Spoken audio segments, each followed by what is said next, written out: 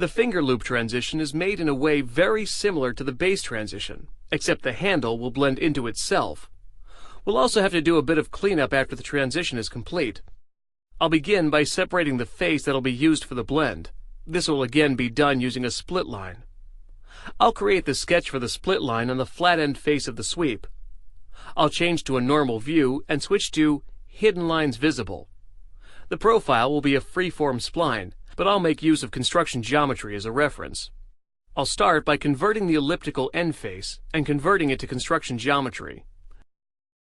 Then, I'll add a vertical construction line from the center of the ellipse and dimension it to 0.8 inches.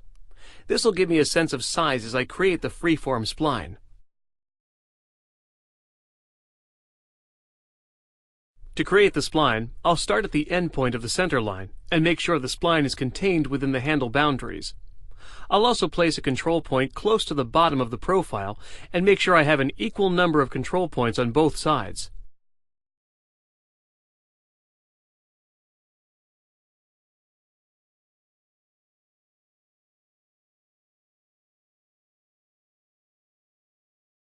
This makes it possible for me to make the profile symmetric by adding a symmetry relation between corresponding control points.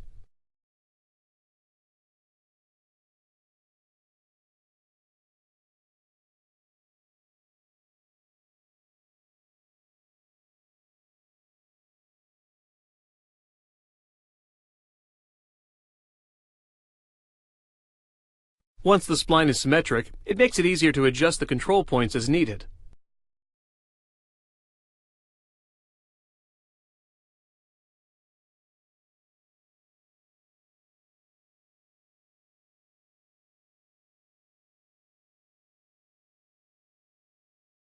With the profile complete, I'll launch the split line feature and use it to split the face of the handle. Earlier, when I created a split line from inside the revolved base, I was able to turn off the split line on the far side by using the single direction option. But in this case, the sketch is outside the solid. Using the single direction option will prevent the curved side of the handle from being split, but the other side will be split twice. I'll click OK, and you can see the extra face generated on the back side. This extra face is going to interfere with the thumb rest feature, so I'll have to eliminate it. The way to get rid of this unwanted split is by using the Delete Face feature with the Delete and Patch option. I'll select the face I wish to remove and click OK.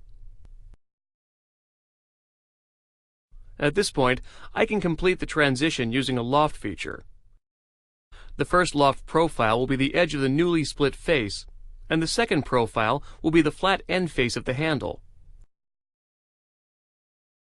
I'll set the start condition to curvature to face and the end condition to normal to profile with a tangent length of 2.